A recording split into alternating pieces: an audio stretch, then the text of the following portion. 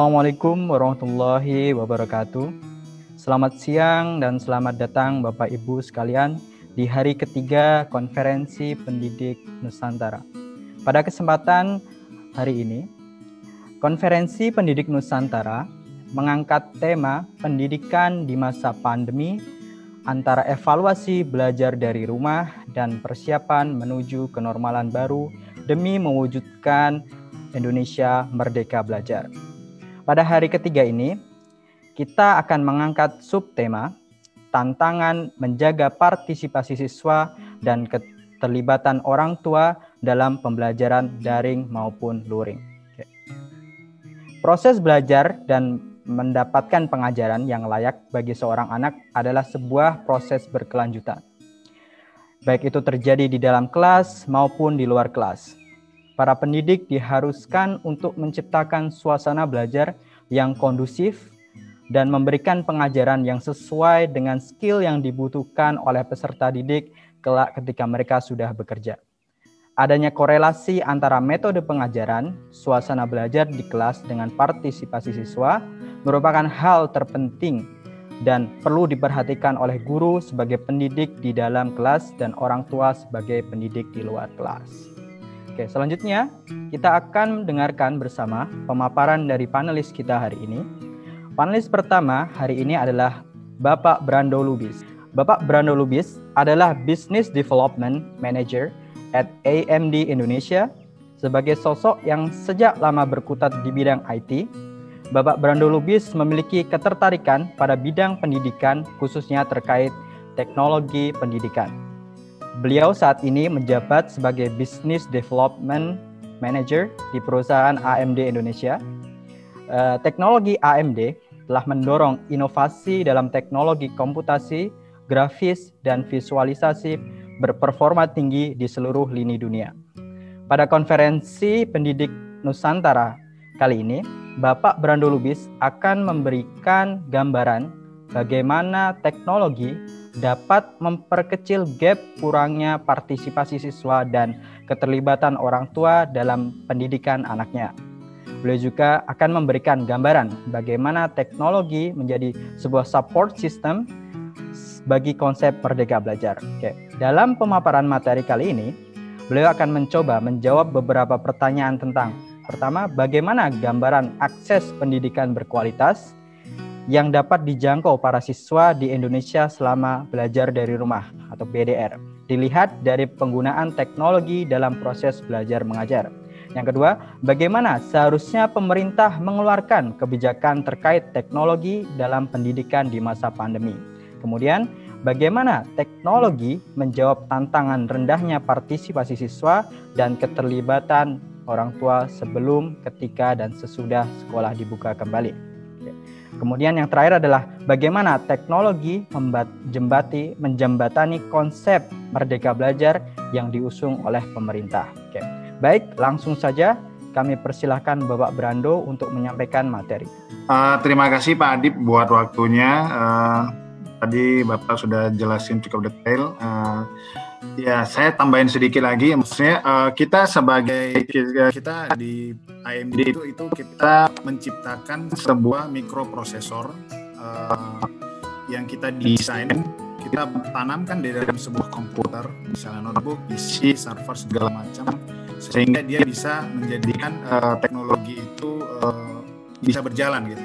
Jadi hari ini saya mau kasih gambaran sedikit mengenai apa yang kita bilang bahwa ternyata Indonesia kita nggak hanya mengalami tantangan ini aja, tapi dunia gitu.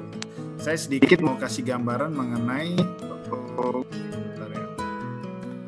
mengenai kondisi contoh di regional kita, misalnya di Asia Pasifik, misalnya negara-negara ASEAN atau Cina dan India sekaligus. Ternyata untuk di dunia pendidikan itu juga tantangannya sama gitu, karena kondisi pandemik ini kita semua kebutuhan itu tuh meningkat untuk kebutuhan komputer itu. Nah, inilah yang jadi tantangan buat kita semua, baik itu kita sebagai profesional di dunia industri. Pak, mohon maaf mengganggu sedikit, Pak, boleh di Zoom agar peserta dapat melihat slide Bapak lebih jelas. Oh, oke. Oke. Ini sudah jelas, Ya, Pak? sudah. Terima kasih, Pak.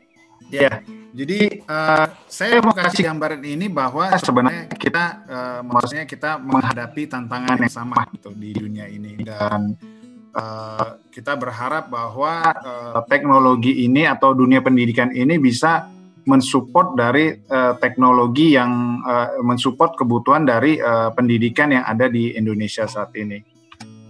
Nah, ini beberapa riset yang kita menurut bahwa kita sekarang harus merubah konsep pembelajaran kita yang dari awalnya kita dari daring, dari offline menjadi online gitu. Artinya kita harus mulai membuka sesuatu yang baru, pembelajaran yang baru, dan tantangan-tantangan apa yang dihadapin di dunia pendidikan saat ini. Nah, yang mau saya tekanin di sini adalah bahwa sekarang di dunia pendidikan itu tadi kan Pak Adib kan sempat ngomong tadi bahwa tantangan apa yang dihadapin untuk di dunia pendidikan saat ini, kemudian tantangan apa lagi, maksudnya kayak gimana akses pendidikan berkualitas untuk siswa di Indonesia selama online ini, penggunaan teknologi dalam belajar mengajar. Nah, sebenarnya kalau saya mau bilang bahwa pembelajaran online ini itu dimulai dari konsep untuk online ini, kita harus mulai dari ekosistemnya dulu, Pak. Artinya kalau di dunia misalnya teknologi itu adalah infrastrukturnya harus terjadi dulu. Tadi yang testimoni dari guru yang dari Nunukan itu buat saya itu benar-benar sesuatu yang fakta yang terjadi di lapangan saat ini. Pertama yang harus kita lakukan lah infrastrukturnya yang harus dibangun dulu. Contoh misalnya koneksi internet, artinya BTS yang ada di daerah-daerah yang terpencil. Kemudian kita harus menyediakan misalnya laptop atau tablet atau handphone yang memadai. Kemudian contoh ya, misalnya ini yang harus dilakukan oleh pemerintah, menyediakan infrastruktur yang lengkap. Artinya pemerintah harus fokus untuk spend dana, misalnya APBN, APBD untuk bangun ekosistemnya ini. Itu yang harus dilakukan karena teknologi ini, Pak, mengganggu lagi, screen-nya boleh di full screen, ini kayaknya kembali lagi ke itu. Oh, kembali lagi, sebentar ya. Nah, ini contoh key priorities dalam dunia pendidikan yang kalau kita ngomongin teknologi. Artinya kalau kita mau ngomongin teknologi itu gimana sih supaya ini, maksudnya kalau siswa atau guru ataupun misalnya pejabat di dalam sekolah itu bisa meningkatkan kualitas dari pembelajaran itu sendiri ya gitu. Jadi kayak sekarang ini yang dibutuhkan di dunia education itu kan STEM learning lah ya, maksudnya kayak science, teknologi, engineering, matematik yang demand-nya juga di dunia kerja juga tinggi sekali. Dan siswa kalau udah online, ekspektasinya apa yang tinggi dari situ adalah siswa harus bisa belajar sendiri. Artinya dia harus punya interest, maksudnya ketertarikan apa dia, misalnya bidang apa yang paling disukai oleh siswa itu. Artinya sekolah atau guru harus bisa memfasilitasi, harus punya fondasi. Apa yang mau dibangun, guidelines-nya seperti apa dulu, supaya once kita kasih tools, contoh ya kita ngomong sederhananya laptop lah gitu, dia punya koneksi internet, kira-kira apa sih yang membuat dia misalnya bisa belajar sendiri, bisa develop teknologi ini atau ilmu pengetahuan yang akan dia pelajari. Sebagai contoh, kita juga punya kayak, kita ngomongin contoh sains atau matematik. Kita punya banyak sekali material di internet, di cloud, yang bisa dipelajari oleh siswa untuk dia meningkatkan skill-nya. Tapi kan pertanyaannya adalah, bagaimana mereka mengakses itu? Bagaimana mereka bisa mendapatkan kita bilangnya, mendapatkan fasilitas itu, dan gimana kita sebagai pelaku usaha, sebagai praktisi maupun guru mendrive atau mendorong siswa-siswa ini menjadi lebih kayak bahasa sederhananya itu dia siswa ini karena ada guidelines yang sudah jelas, itu siswa itu bisa melaksanakannya dengan maksudnya dengan arahan yang sudah dijadi acuan masing-masing, mungkin sekolah atau kementerian sendiri kayak gitu. Nah, itu yang perlu dibangun. Maksudnya apalagi kalau online ini kan, ini antara kehidupan privasi kita maupun dunia pendidikan. Artinya contoh, kalau kita punya laptop itu kan kadang kita gunakan untuk hal pribadi atau kadang kita gunakan juga untuk ya sekolah gitu atau kerja. Nah, itu yang perlu di-develop di situ. Artinya ekosistemnya jadi dulu. Pertama adalah yaitu infrastruktur yang baik, kemudian tools-nya yang bisa disediakan oleh sekolah atau siswa untuk pembelajaran daring ini. Yang kedua yaitu skill dari buat guru, siswa maupun sekolah itu sendiri. Artinya skill ini juga kalau misalnya cara mengoperasikannya tidak belum paham atau cara meningkatkan maksudnya supaya efektivitas siswanya supaya mereka tertarik untuk belajar itu seperti apa? Nah, itu yang perlu ditingkatkan. Contoh ya, kalau yang biasa kita lakukan sebelum acara dimulai, contoh kita bangun game, misalnya game matematik atau game yang membuat siswa itu tertarik supaya mereka tetap stay dalam layar mereka. Kemudian dari situlah mereka bisa tertarik untuk develop pembelajaran yang akan dilakukan. Pakai tantangan-tantangan sekarang kan orang bisa aja aktifin screen-nya, tapi dia tidak benar-benar belajar atau mendengar materi-materi yang diajarkan oleh guru-gurunya itu. Nah,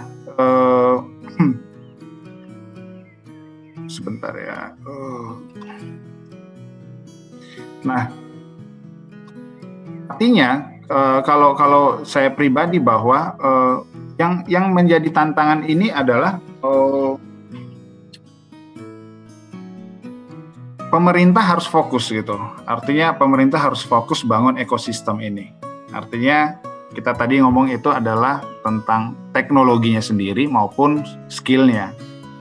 Jadi ini PR bersama gitu. PR bersama yang harus bisa diterapkan secepat mungkin. Kalau tidak ya resikonya adalah kita akan ketinggalan kayak gitu. Saya share sedikit mengenai beberapa negara yang kita kan selalu misalnya tiap minggu itu ada kayak ada meeting yang selalu dilaksanakan ke beberapa negara Asia Pasifik. Contoh misalnya apa yang dilakukan oleh Jepang saat ini. Jepang yang lakukan adalah pada saat pandemik ini mereka pemerintahnya menyediakan fasilitas ini ya nggak apa-apa saya dikit Chromebook itu sejumlah 800.000 unit.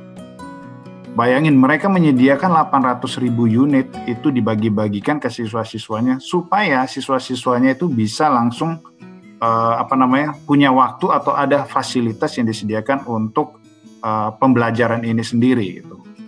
Di US juga lakukan seperti itu, dia hampir 3 juta unit mereka sediain device untuk pembelajaran ini. Dan itu dibarengi dengan pembelajaran untuk training atau skill-skill yang dibutuhkan dalam online learning itu sendiri untuk siswa, untuk guru-guru, untuk institusinya, supaya ini loh manfaatnya, apa sih yang bisa didapat dari online school atau sekolah daring ini sendiri gitu. Nah, itu yang kita bangun. Misalnya kalau kita sebagai praktisi ini yang kita bangun teknologinya makin cepat. Misalnya contoh, kadang kan ada beberapa negara atau contoh Indonesia mungkin budgetnya untuk pemerintah adalah kebutuhannya itu kita nggak bisa, misalnya budgetnya terbatas. Kita perlu adalah dana yang misalnya produk yang dia di bawah contoh ya misalnya 5 juta per unitnya. Nah, itu yang dilakukan pemerintah yang harus melakukan jor-joran untuk memfasilitasin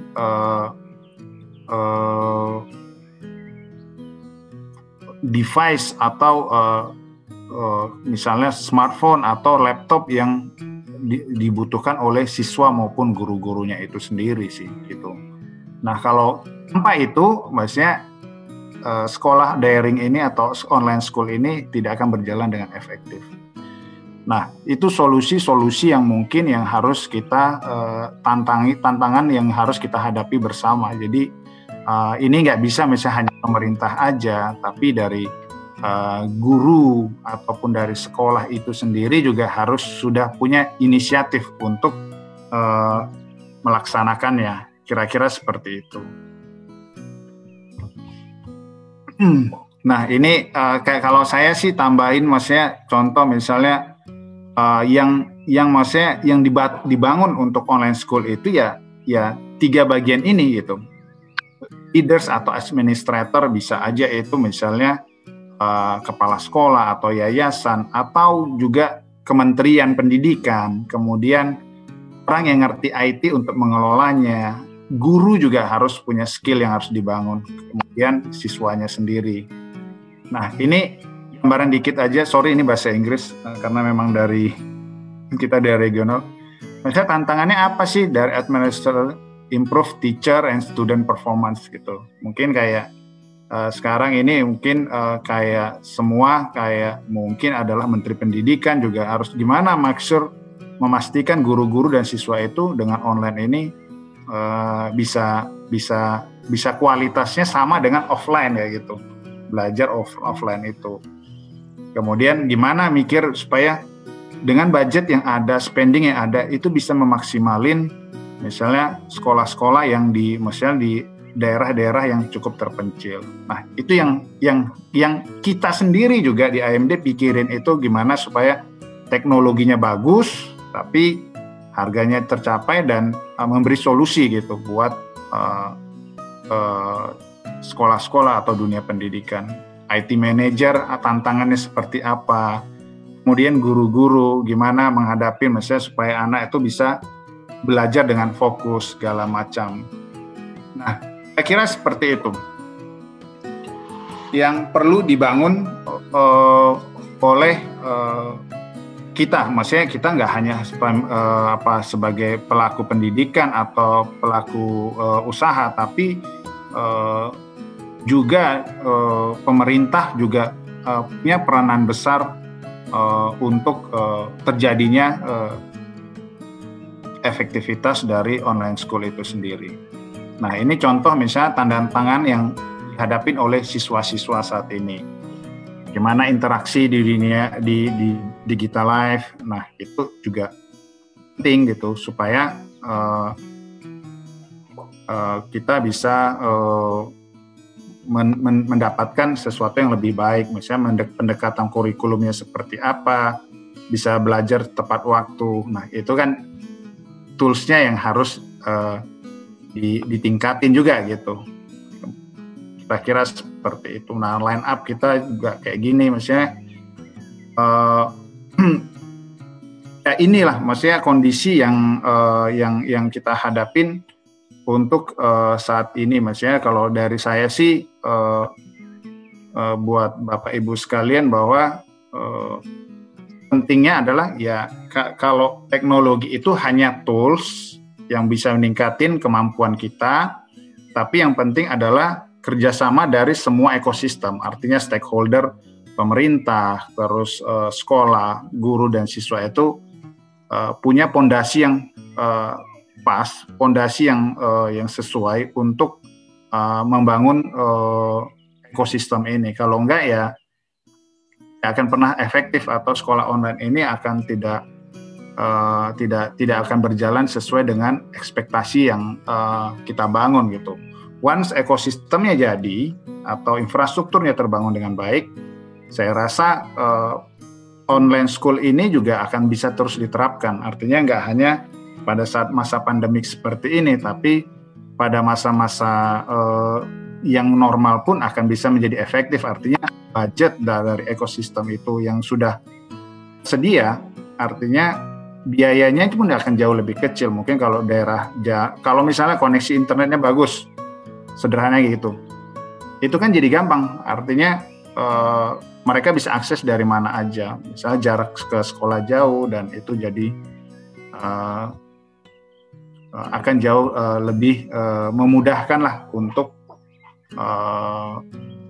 siswa-siswa melakukan pembelajaran. Kira-kira seperti itu, Pak Adib.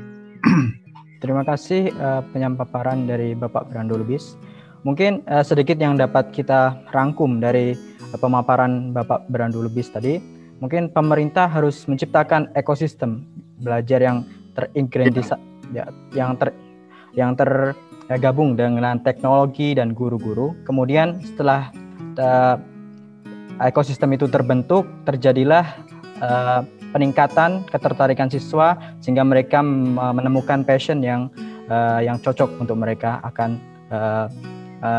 yang akan memberikan mereka keuntungan ke depannya seperti itu.